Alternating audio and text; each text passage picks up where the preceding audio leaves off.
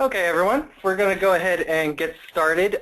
Just to double check here, it looks like most of you guys are signed in okay and have the audio hooked up. Could you just raise your hand if you can, hear us and see the screen, just to double check? Oh, I'm sorry. My name is David Myers. So I run the development and communications work here at Build a Green, including the membership. We're really pleased to be able to start providing these webinars as a service to our community as well as to our members specifically, and this is our second of hopefully what will be many such webinars. And we're very happy that you took time out of your busy schedules to join us today. The PACE and community-wide retrofits are a very interesting new development. I'm sure you all will have lots of questions. I know Bruce has quite a bit of information to go through. We'll be taking questions throughout. There should be a box in your upper right-hand corner where you can submit questions. But we will be answering them at the end of the presentation. We'll try to get through as many of them as possible. But if we don't get to your question, you can feel free to email me at david@buildagreen.org, and I will do my best to either answer that question or route it to the correct person. For the duration of the presentation, we're going to have everyone muted, so just to let you know. If you are in the Bay Area, you may also be interested in joining us for an event at the Hayward City Hall. It's a free workshop also on these PACE districts from 5:30 to 7:30. PG&E and Renewable Funding, Inc. will also be speaking, so you'll be able to get more perspectives and more information on what's going on. It's a great opportunity to get involved, and you can sign up for that event on our event calendar. For our grads, this webinar counts for 1.5 CEUs, but in order to get those CEUs, we do have to ask that you stay on for the entire webinar. So we're very happy to have Bruce Mass presenting today. He has been running around like a madman helping to get these programs off the ground as part of the team. He's our Director of Programs here at Build a Green. He's been with Build a Green from the start, which I'm sure many of you know Bruce or have interacted with Bruce at various times. Prior to working in the green building field, he consulted with electric and gas utilities, so he brings kind of a unique perspective from both sides. And he's, as I said, been heavily involved as our representative on these teams helping to design these programs. So there's a lot to go through today, so without further ado, I will turn it over to Bruce to lead you through it. Thank you, David, and thank you all for joining us this morning. It's really exciting to be able to be with you here in virtual space, at least, talking about some exciting developments happening in the residential energy efficiency and green building sector. For those of you who are new to Build a Green, we are a nonprofit organization, a 501c3. Our mission is devoted to advancing the adoption of green building practices in the residential sector. And so these energy efficiency programs that are being developed for existing homes are very important to us. We consider their success to be critical for our own mission. As you know, energy efficiency is a centerpiece of green building. And we view the incentives and financing that come with these energy efficiency programs as kind of the down payment on a comprehensive green home improvement project. And so we've been actively involved in the advocacy, planning, and design of these programs for over a year and a half now. The few things, well, we'll talk a little bit more about the who the players are and some of the funding.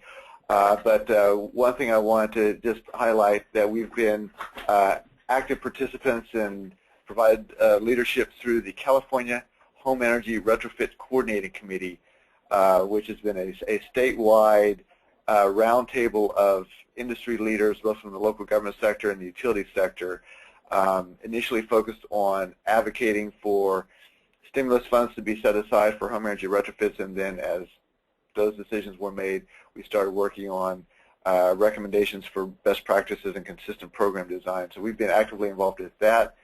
We are now part of the program design implementation team for several local government programs in the County of Los Angeles and here in the Bay Area through StopWaste.org, that's the Alameda County Waste Management Authority, and the Sonoma County Transportation Authority. So we're up to our eyeballs in this work, and we're very happy to share with you our perspective and understanding of where things are going today.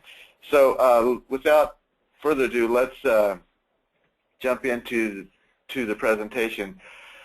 What I'd like to do today is put PACE districts in the context of these emerging energy retrofit programs, residential retrofit programs that are being developed. I want to talk about six topic areas. First, just to give you an overview of what we see coming and who are the key players that are kind of driving the process. And then I'd like to talk about the mechanics of how we think these programs are going to work as they roll out, talk about the money, and particularly the money from the perspective of the homeowner, where the financing incentives are going to come from, and that's where we're going to get into the PACE district topics specifically. And then we want to end with some discussion about the business opportunities for contractors. And I know we've got lots of contractors on the line today, and want to outline what we think are, what we see as the opportunities that you should be aware of. And then leave you with some ideas for how you can plug in and stay abreast of developments as these programs roll out. So the first question is, what is it that's actually coming? And what's coming is a whole bunch of money to be invested in home energy retrofits. My just back-of-the-envelope estimation is that the combination of public and private investment over the next 3 years could be somewhere in the order of $500 million to $1 billion. And if Homestar legislation is passed, that number could easily double. Now, Panama Bartholomew over at the California Energy Commission likens this, big money coming down as a tidal wave, but it's a government-sponsored tidal wave, and so it has been moving at glacial speeds. So it's not hitting us yet. I would cautiously predict that there's going to be some thawing in this tidal wave in the September-October timeframe, and we're going to start to see programs hit the field. We're going to start to see the money actually coming down to contractors and homeowners, and there's going to be, going to be open for business. So things are coming, but they are definitely not happening as fast as anyone would like. So what we actually expect to see here are really a new generation of retrofit programs. These are very different from what we've seen in the past. So one difference is that there's an opportunity now to actually combine energy efficiency with renewable energy, water efficiency, indoor air quality, and resource conservation, and bundling those into a comprehensive set of services that we can offer to homeowners. There's a new emphasis on looking at the house as a system and looking at load order, and I will explain what we mean by that, but it's going beyond kind of the single measure, the widget-based approach of just replacing one thing or another, but really looking at how everything works together. Big emphasis on contractor training credentials, and contractors are the heart of this program design, this program model, and without well-trained and highly qualified contractors, the programs cannot succeed. The other side of the equation is that contractors need to be able to sell projects to homeowners, and so to get homeowners buy-in, we need strong consumer protections, and I'll talk more about that. And of course, money is essential. I'm going to talk a lot about where the money is coming from and what our market research is showing about people's willingness to pay and their sensitivity to debt, things like that. So we'll talk about that. Why now? This program designs have been a long time coming. Some of these program designs have been piloted in the New York area since 1994. There have been small boutique programs running in California since about 2002. So it's certainly reasonable to ask why now. And the first and foremost reason I would say is really about creating jobs and stimulating the economy. The startup funds for the local government programs come primarily from the American Recovery and Reinvestment Act of 2008, also known as ARA, or the stimulus bill. You've probably seen the ARA logo on highway signs when you've driven through road resurfacing projects, etc. So there's also money in there for energy efficiency programs, and the focus of that stimulus bill was all about creating jobs. So we have an opportunity here to create a whole new set of jobs, jobs that will particularly serve the construction industry, which has been devastated by the economic downturn. We are looking to create skilled jobs. We need highly trained workers to be able to go in and do these jobs. Even some of these are going to be hard jobs, crawling around in attics and crawl spaces, but they still require advanced skills, so they're not minimum wage service industry jobs. These are also jobs that cannot be outsourced to foreign countries, so there's a lot of appeal there. And we think that if we're successful in rolling these programs out, that this is definitely going to stimulate the economy, not only because of the jobs, but because it means that we'll be using our economic resources more efficiently. And anytime you can use your money and your people and your time and your raw materials and your energy resources more efficiently, we're going to improve our economic productivity and improve our competitiveness. So that's definitely an important policy reason why there's political support for these kinds of programs. Saving energy and reducing environmental impacts is definitely an important consideration, and there's a myriad of reasons why we should be reducing our fossil fuel use and reducing our dependence on foreign sources of energy.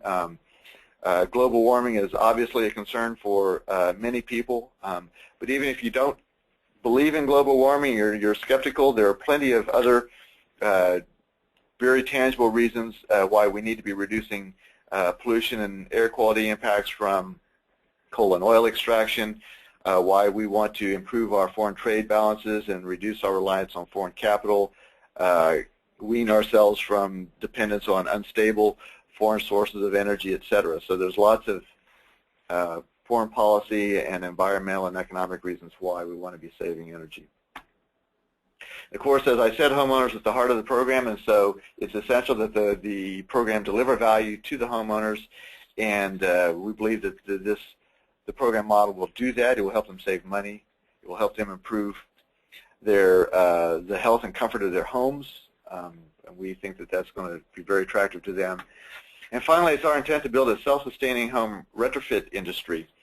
As I said, contractors are essential to this program, and we currently lack a retrofit industry that delivers comprehensive home performance solutions.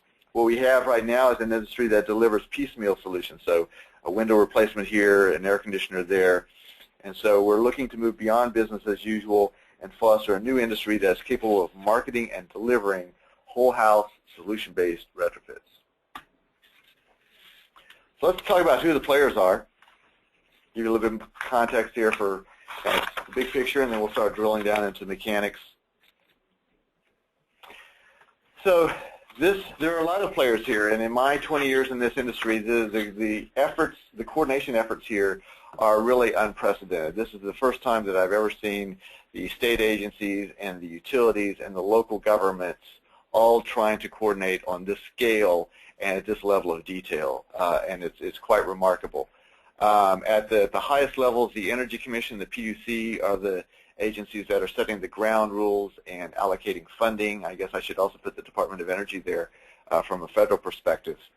The CEC, of course, is directing the funding and the contracts that go to the local governments, and so they have some say about what those local government program designs look like. And the PUC, of course, regulates the investor-owned utilities, that being PG&E, Southern California Edison, Southern California Gas Company, and San Diego Gas and Electric, those four investor-owned utilities. So that's the heart of those investments. We are looking to roll out joint programs, and this is unprecedented. So the Energy Commission and the PUC have agreed that from the homeowner's perspective, this should feel like one program, and so they've they've agreed on a joint marketing strategy. You'll see that this whole presentation is branded Energy Upgrade California. That is the program name that the Energy Commission and the PUC have adopted, and the Energy Commission is going to be requiring their local government partners to use that program name. The PUC likewise will require the utilities to use that program name so that we're not going into the marketplace with confusing messages to homeowners. And then there's a lot of work at the ground level trying to figure out how we can actually integrate these programs so we don't have one disconnected local government program and a disconnected utility program. They actually work in tandem for joint delivery. And so, looking at the roles and responsibilities, the utilities obviously are the lead agencies for offering incentives to homeowners. They're the ones that are taking the lead on setting those contractor standards, developing the protocols for doing quality assurance and quality control. The utilities will have a smaller role on the marketing side. On the local government side, of course, they are the lead agencies for establishing PACE financing districts. The local governments have a lot more marketing money to spend than the utilities do, and then the local governments will have a supporting role in the contractor training and standards and supporting the quality assurance efforts with utilities. So there will be some coordination there. The local government programs are it's kind of a mixed bag. Some communities have a lot of money to invest. There's a lot of will to invest there. There's going to be some very active and aggressive program. In other parts of the state, there's not going to be much of a local government program at all, and the only thing you'll see on the ground are the utility programs. So it's going to be variable depending on where you're at. I can say that there's going to be strong programs in the Bay Area, in the Sacramento region, in Los Angeles County, and then there's some other local government programs scattered around. We'll talk about that a little bit more. Again, the role of the contractors here. Contractors need to be properly trained and qualified to deliver this work because it requires an advanced set of skills there. Contractors are really the boots on the ground. Without contractors, we can't interact with homeowners, we can't sell projects, we can't get homeowners engaged in the program. So it's important for contractors to be fully invested in the program and able to deliver this and really to grow your business. And so it's very important from the perspective for the success of the overall program that contractors individually are successful and able to grow and expand. And of course the homeowners, we've talked about the value propositions to homeowners of saving money and improving property values and increasing the health and comfort of their homes. Let's dig in a little bit more to how this program is going to actually work and what you can expect to see. All of this, I should say, is being written in pencil. I think there are some things that we know with some confidence, and I'll try to distinguish between things that we know and things that we think are going to happen. I want to talk about kind of three key aspects of program design. I want to focus on three things. First is kind of the how to do it part. When we talk about house as a system, what do we mean by that? I'm going to talk about a couple different packages that are being developed, different pathways for participation and what that's going to look like. I want to talk a little bit more about who does it and get into the contractor training and credential piece of this and explain that a little bit more.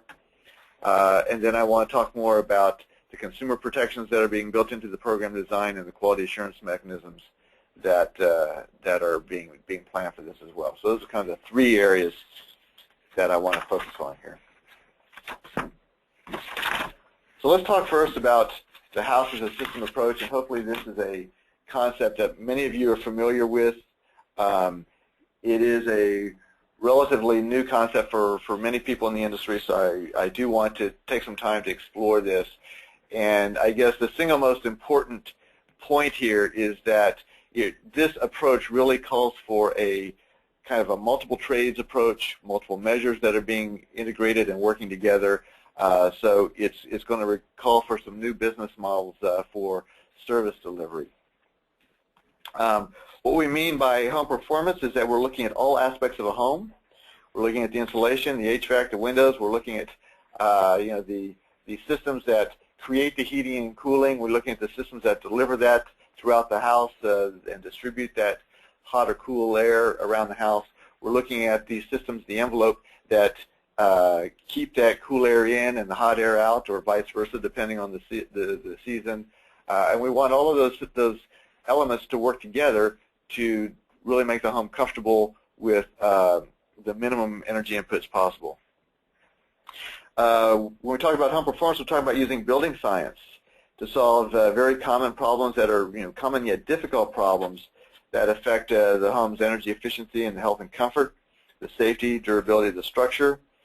We're talking about having trained professionals who go in and are not just guessing about what the solution should be. They're actually doing testing.